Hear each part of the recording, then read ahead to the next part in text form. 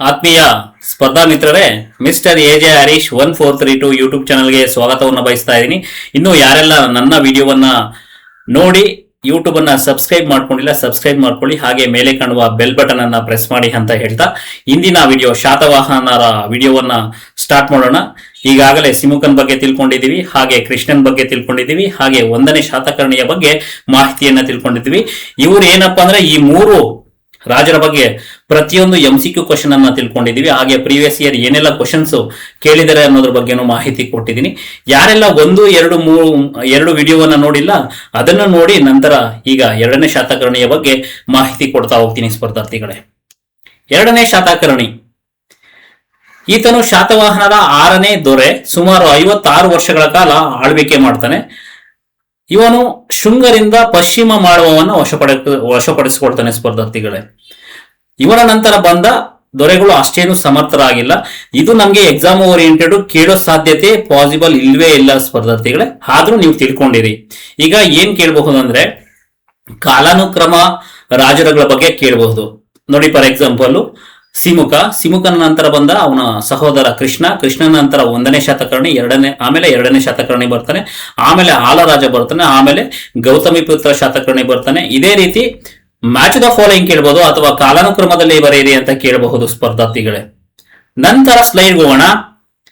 ಆಲ ಇವನು ಶಾತವಾಹನದ 17ನೇ ದೊರೆಯಾಗಿದ್ದು ಶಾಂತಿ ಪ್ರಿಯ ಅರಸನೆಂದು ಖ್ಯಾತಿ ಹೊಂದಿರ್ತಾನೆ. ಯಾಕಂದ್ರೆ ಇವನು ಯುದ್ಧ ಮಾಡೋದಕ್ಕೆ ಅಷ್ಟೊಂದು ಇಷ್ಟ ಇರೋದಿಲ್ಲ, ಯಾಕಂದ್ರೆ ಇವನು ಸ್ವತಃ ಕವಿ ಆಗಿರ್ತಾನೆ. ಆ ಕಾರಣದಿಂದ ಇವನು ಯುದ್ಧಗಿಂತ ಶಾಂತಿಯನ್ನೇ ಬಯಸ್ತಾನೆ, ಶಾಂತಿಯ ಮಂತ್ರವನ್ನ ಜಪಿಸ್ತಾನೆ ಸ್ಪರ್ಧಾರ್ಥಿಗಳೇ. ಆಲನು ಸ್ವತಃ ಸಾಹಿತಿಯಾಗಿದ್ದು ಅಂದ್ರೆ ಕವಿಯಾಗಿದ್ದು ಪ್ರಾಕೃತ ಭಾಷೆಯಲ್ಲಿ ಗಾತ ಸಪ್ತಸತಿ ಎಂಬ ಕೃತಿಯನ್ನ ಬರೀತಾನೆ. ಯಾವ ಭಾಷೆಯಲ್ಲಿ ಅಂದ್ರೆ ಪ್ರಾಕೃತ ಭಾಷೆಯಲ್ಲಿ ಯಾವ ಕೃತಿ ಬರೀತಾನೆ? ಗಾತ ಸಪ್ತಸತಿ. ನೋಡಿ ಸ್ಪರ್ಧಾರ್ಥಿಗಳೇ, ಏನಂದ್ರೆ ನಾನು ಬೋಲ್ಡ್ ಮಾಡಿರೋದೆಲ್ಲ ವೆರಿ ಇಂಪಾರ್ಟೆಂಟ್ ಇರುತ್ತೆ. ಈಗಾಗಲೇ ಎಕ್ಸಾಮ್ ಓರಿಯೆಂಟೆಡ್ ಎಕ್ಸಾಮ್ ಅಲ್ಲಿ ಕೇಳಿರೋ ಕ್ವಶನ್ ಗಳನ್ನ ನಾ ಬೋಲ್ಡ್ ಮಾಡಿದ್ದೀನಿ ಸ್ಪರ್ಧಾರ್ಥಿಗಳೇ. ಅದೇ ರೀತಿ ಗಾತ ಸಪ್ತಸತಿಯು 700 ಶೃಂಗಾರ ಕಾವ್ಯಗಳನ್ನ ಒಳಗೊಂಡಿದೆ. ಶೃಂಗಾರ ಕಾವ್ಯ ಅಂದ್ರೆ ಪ್ರೇಮ ಕವಿತೆಗಳಾಗಿರಬಹುದು, ಅಲ್ಲಿ ಪ್ರೇಮ ಸಲ್ಲಾಪಗಳ ಬಗ್ಗೆ ಕುರಿತು ಚಿತ್ರಿಸಲಾಗಿದೆ ಅಂದ್ರೆ ಬರೆಯಲಾಗಿದೆ. ಇಲ್ಲಿ ಕೃಷ್ಣ, ಇಂದ್ರ, ಗೌರಿ, ಪಶುಪತಿ ಬಗ್ಗೆ ಮಾಹಿತಿಯನ್ನ ಒಳಗೊಂಡಿದೆ. ಇದರಲ್ಲಿ ಏನಪ್ಪಾ ಅಂದ್ರೆ ಗಾತ ಸಪ್ತಸತಿಯಲ್ಲಿ ಈ ಕೃಷ್ಣ, ಇಂದ್ರ, ಗೌರಿ ಮತ್ತೆ ಪಶುಪತಿಯ ಬಗ್ಗೆ ಉಲ್ಲೇಖ ಇದೆ. ಮತ್ತೆ ಆಲರಾಜನ ಮತ್ತೊಂದು ಕೃತಿ ಯಾವುದಂದ್ರೆ ಸಪ್ತಶೈ. ಒಂದು ಗಾತ ಸಪ್ತಸತಿ ಮತ್ತೆ ಇನ್ನೊಂದು ಸಪ್ತಶೈ. ಈತನ ಆಸ್ಥಾನದಲ್ಲಿ ಪ್ರಮುಖ ಕವಿಗಳಿರ್ತಾರೆ ಸ್ಪರ್ಧಾರ್ಥಿಗಳು, ಅವರು ಕೃತಿಗಳನ್ನು ರಚನೆ ಮಾಡ್ತಾರೆ. ಗುಣಾಢ್ಯನು ಪೈಚಾಶಿಕ ಪ್ರಾಕೃತ ಭಾಷೆಯಲ್ಲಿ ಬೃಹತ್ ಕಥಾ ಕೃತಿಯನ್ನು, ಹಾಗೆ ಸರ್ವವರ್ಮನು ಕಾತಂತ್ರ ವ್ಯಾಕರಣವನ್ನ ರಚಿಸುತ್ತಾರೆ. ಇನ್ನೊಂದು ನೋಡಿ ಇಲ್ಲಿ ಯಾವ ರೀತಿ ಕೇಳ್ತಾನೆ ಅಂದ್ರೆ ಮ್ಯಾಚ್ ದ ಫಾಲೋಯಿಂಗ್ ಕೇಳ್ತಾನೆ. ಈಗ ನೋಡಿ, ಆಲ, ಗಾತ ಸಪ್ತಸತಿ, ಗುಣಾಢ್ಯ, ಬೃಹತ್ ಕಥಾ, ಸರ್ವವರ್ಮನು ಕಾತಂತ್ರ ವ್ಯಾಕರಣ, ಈ ರೀತಿ ಕೃತಿಗಳನ್ನ ಬರೆದಿದ್ದಾರೆ. ಪ್ರತಿಯೊಂದು ಕೃತಿನೂ ಇಂಪಾರ್ಟೆಂಟು, ರಾಜರು ಇಂಪಾರ್ಟೆಂಟು ಸ್ಪರ್ಧಾರ್ಥಿಗಳೇ. ಮುಂದಿನ ಸ್ಲೈಡ್ ಹೋಗೋಣ. ಈ ಶಾತವಾಹನರಲ್ಲೇ ಸುಪ್ರಸಿದ್ಧ ಅರಸ ಯಾರು ಅಂದ್ರೆ ಗೌತಮಿಪುತ್ರ ಶಾತಕರ್ಣಿ ಸ್ಪರ್ಧಾರ್ಥಿಗಳೇ. ಈತ ಶಾತವಾಹನದ ಪ್ರಖ್ಯಾತ ದೊರೆಯಾಗಿದ್ದು ಹಾಲನ ನಂತರ ಬಂದಂತಹ ಎಲ್ಲಾ ದೊರೆಗಳೇನಾಗಿರ್ತಾರೆ ಅಂದ್ರೆ ಅಸಮರ್ಥರಾಗಿರ್ತಾರೆ. ಮತ್ತೆ ತನ್ನ ರಾಜ್ಯವನ್ನ ಎಲ್ಲ ಕಳ್ಕೊಳ್ಳೋ ಸ್ಥಿತಿಗೆ ಹೋಗ್ಬಿಟ್ಟಿರ್ತಾರೆ ಸ್ಪರ್ಧಾರ್ಥಿಗಳೇ. ತದನಂತರ ಬಂದಂತಹ ಏನಪ್ಪಾ ಅಂದ್ರೆ ಗೌತಮಿಪುತ್ರ ಶಾತಕರ್ಣಿ ಅದನ್ನ ಶಾತವಾಹನರ ವಂಶವನ್ನ ಮತ್ತೆ ಮುನ್ನೆಲೆಗೆ ತಗೋಬರ್ತಾನೆ. ಗೌತಮಿಪುತ್ರ ಶಾತಕರ್ಣಿಯ ತಂದೆ ಶಿವಸ್ವಾತಿ, ತಾಯಿ ಗೌತಮಿ ಬಾಲಶ್ರೀ. ಇದರಲ್ಲಿ ಶಿವಸ್ವಾತಿಗಿಂತ ಗೌತಮಿ ಬಾಲಶ್ರೀ ವೆರಿ ಇಂಪಾರ್ಟೆಂಟ್. ಗೌತಮಿಪುತ್ರ ಶಾತಕರ್ಣಿಯ ತಾಯಿ ವೆರಿ ಇಂಪಾರ್ಟೆಂಟ್. ಯಾಕಂದ್ರೆ ಗೌತಮಿಪುತ್ರ ಶಾತಕರ್ಣಿಯ ಪ್ರತಿಯೊಂದು ಪ್ರಸಿದ್ಧ ಯುದ್ಧಗಳಾಗಿರಬಹುದು ಅವನ ಬಗ್ಗೆ ಎಲ್ಲ ಪ್ರತಿಯೊಂದು ದಾಖಲೆ ಮಾಡ್ತಾರೆ. ಎಲ್ಲಪ್ಪ ಅಂದ್ರೆ ನಾಸಿಕ್ ಗುಹಾಂತರ ಶಾಸನದಲ್ಲಿ ಇವನ ಬಗ್ಗೆ ಪ್ರತಿಯೊಂದು ಶಾಸನವನ್ನ ಕೆತ್ತಿಸ್ತಾಳೆ. ಯಾರಂದ್ರೆ ಗೌತಮಿ ಬಾಲಶ್ರೀ. ಹಾಗೆ ಟಾಲಮಿ ತನ್ನ ಕೃತಿಯಾದ ಗೈಡ್ ಟು ಜಿಯೋಗ್ರಫಿ ಕೃತಿಯಲ್ಲಿ ಈ ಗೌತಮಿ ಪುತ್ರ ಶಾತಕರ್ಣಿಯ ಬಗ್ಗೆ ಮಾಹಿತಿಯನ್ನ ಬರೀತಾನೆ ಸ್ಪರ್ಧಾರ್ಥಿಗಳೇ.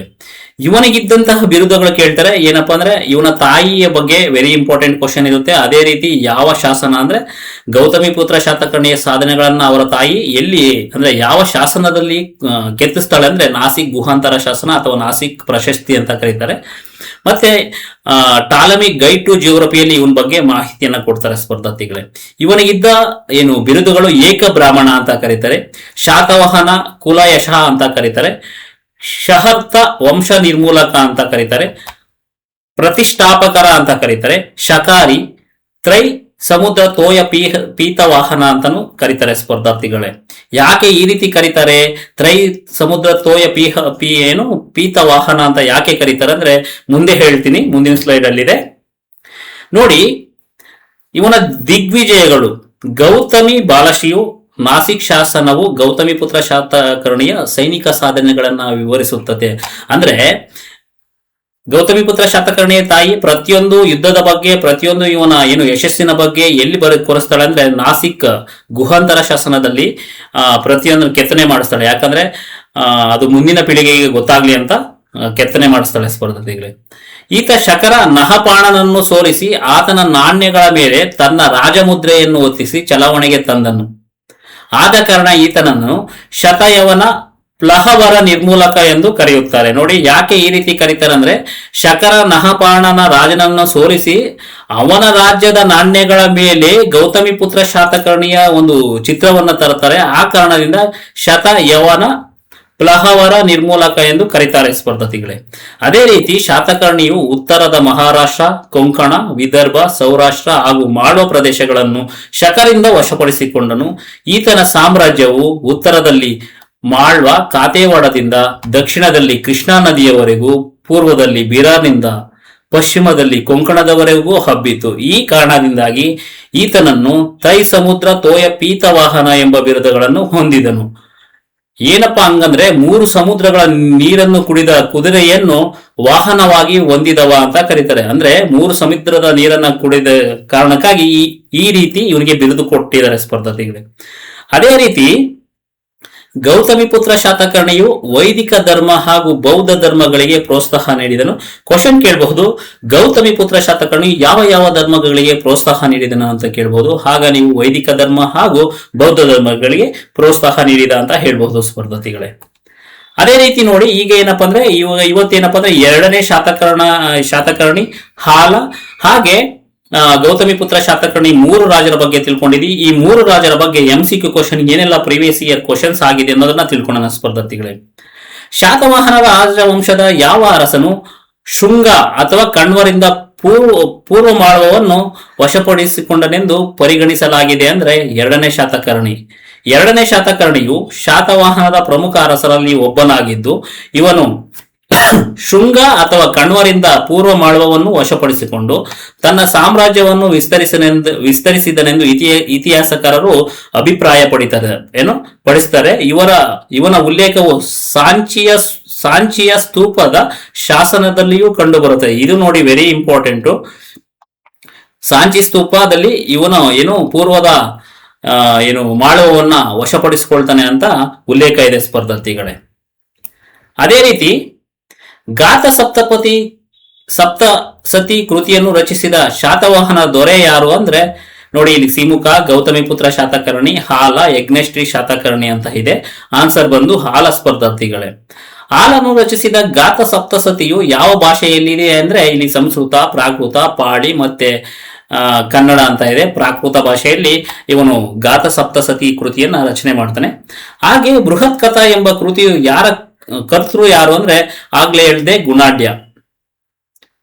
ಸಂಸ್ಕೃತ ವ್ಯಾಕರಣ ಗ್ರಂಥವಾದ ಕಾತಂತ್ರ ವ್ಯಾಕರಣವನ್ನು ಯಾರು ರಚಿಸಿದರು ಅಂದ್ರೆ ಸರ್ವವರ್ಮನು ರಚನೆ ಮಾಡ್ತಾನೆ. ಈಗೇನು ನಾನು ಆಲ್ರೆಡಿ ಅಲ್ಲಿ ಏನ್ ಕೊಟ್ಟಿದ್ದೀನಲ್ಲ ಅದೇ ಪ್ರಶ್ನೆಗಳು ರಿಪೀಟ್ ಆಗಿದೆ ಸ್ಪರ್ಧಾರ್ಥಿಗಳೇ. ಎಕ್ಸಾಮ್ ಓರಿಯೆಂಟೆಡ್ ಎಲ್ಲಾ ಕ್ವಶನ್ಗಳು ಆಗಿರೋದು ಇದು.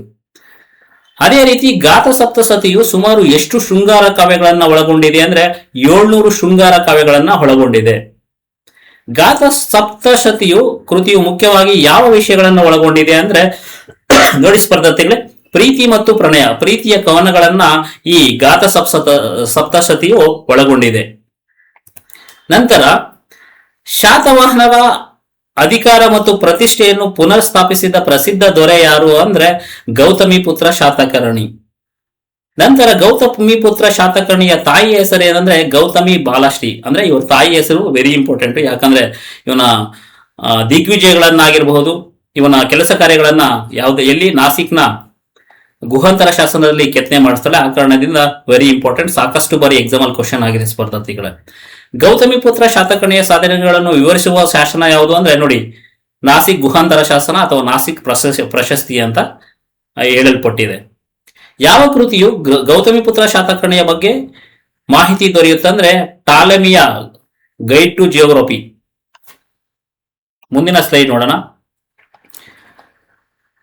ಶಹರಾತ ವಂಶ ನಿರ್ಮೂಲಕ ಎಂಬ ಬಿರುದನ್ನು ಹೊಂದಿದವರು ಯಾರು ಅಂದ್ರೆ ಗೌತಮಿ ಪುತ್ರ ಶಾತಕರ್ಣಿ.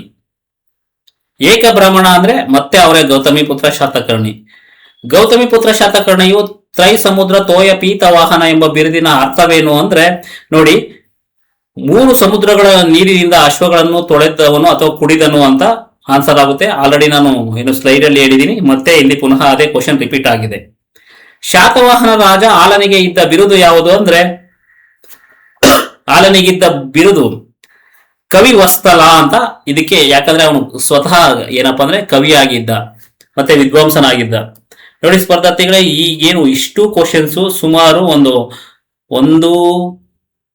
10 ಕ್ವಶನ್ ಅಂದ್ರೆ ಈ ಪ್ರೀವಿಯಸ್ ಸ್ಲೈಡ್ಸ್ಗೆ ಆಗಿದೆ ಸ್ಪರ್ಧಾರ್ಥಿ. ಈ ಪ್ರೀವಿಯಸ್ ಸೈಡ್ ನಾನು ತಗೊಂಡಿರೋದು 3 ರಾಜರನ್ನ ತಗೊಂಡಿದ್ದೀನಿ. ಒಂದು ಏನಪ್ಪಾ ಅಂದ್ರೆ 2ನೇ ಶಾತಕರ್ಣಿ, ಹಾಗೆ ಹಾಲ ಮತ್ತೆ ಗೌತಮಿ ಪುತ್ರ ಶಾತಕರ್ಣಿಯನ್ನ ಮಾತ್ರ ನಾನು ತಗೊಂಡಿದ್ದೀನಿ. ಈ 3 ರಾಜರಲ್ಲಿ ಇಷ್ಟೆಲ್ಲ ಕ್ವಶನ್ ಆಗಿದೆ, ಅರ್ಥ ಆಯ್ತಾ? ಅದಕ್ಕೆ ಹೇಳ್ತಾ ಇರ್ತೀನಿ ಸ್ಪರ್ಧಾರ್ಥಿಗಳೇ, ಏನಪ್ಪಾ ಅಂದ್ರೆ ನೀವು ಓದ್ಬೇಕಾದ್ರೆ ಚಾಚು ತಪ್ಪದೆ ಪ್ರತಿಯೊಂದು ಯಾವುದನ್ನ ಸ್ಕಿಪ್ ಮಾಡದೆ ಓದ್ಬೇಕು. ಈಗ ನನ್ನ ವಿಡಿಯೋ ನೋಡ್ತಿರಲ್ವಾ, ಅದರ ಜೊತೆಗೆ ಪುಸ್ತಕವನ್ನ ತಗೊಂಡು ಇನ್ನೂ ಚೆನ್ನಾಗಿ ಸ್ಟಡಿ ಮಾಡಿದ್ರೆ ನಿಮ್ಗೆ ಇನ್ನೂ ಹೆಲ್ಪ್ಫುಲ್ ಆಗುತ್ತೆ. ಮತ್ತೆ ಇನ್ನೇನಪ್ಪಾ ಅಂದ್ರೆ ನನ್ನ ಪುಸ್ತಕದಲ್ಲಿ ಏನ್ ಕಂಟೆಂಟ್ ಇದೆ ಅದನ್ನೇ ನಾನು PPT ಸ್ಲೈಡ್ಸ್ ಅಲ್ಲಿ ಕೊಡ್ತಾ ಇದ್ದೀನಿ. ಯಾಕಂದ್ರೆ ಟೈಪಿಂಗ್ ನನಗೆ ಟೈಮ್ ಕಿಲ್ ಆಗೋದು ತಪ್ಪುತ್ತೆ. ಆ ಕಾರಣದಿಂದ ಬೇಗನೆ ವಿಡಿಯೋ ಮಾಡೋದಕ್ಕೆ ಸಾಧ್ಯ ಆಗುತ್ತೆ ಅಂತ ಹೇಳ್ತಾ ಇದ್ದೀನಿ ಸ್ಪರ್ಧಾರ್ಥಿಗಳ. ಇನ್ನೂ ಯಾರೆಲ್ಲ ನನ್ನ ಪುಸ್ತಕಗಳು ಏನಪ್ಪಾ ಅಂದ್ರೆ ಈಗೇನು ಗ್ರೂಪ್ ಸಿಗೆ ಮತ್ತೆ KS ನೋಟಿಫಿಕೇಶನ್ ಆಗ್ತಾ ಇದೆ, ಮತ್ತೆ FDA SDA ಆಗ್ತಾ ಇದೆ, ಮತ್ತೆ PC PSI ESI ಎಲ್ಲರಿಗೂ ನಿಜ ಹೇಳ್ತಾ ಇದೀನಿ, ಗ್ರೂಪ್ ಸಿಗೆ ಆದ್ರೆ 65 ಮಾರ್ಕ್ಸ್ ನನ್ನ 3 ಪುಸ್ತಕಗಳಿಂದ ಸ್ಕೋರ್ ಮಾಡಬಹುದು.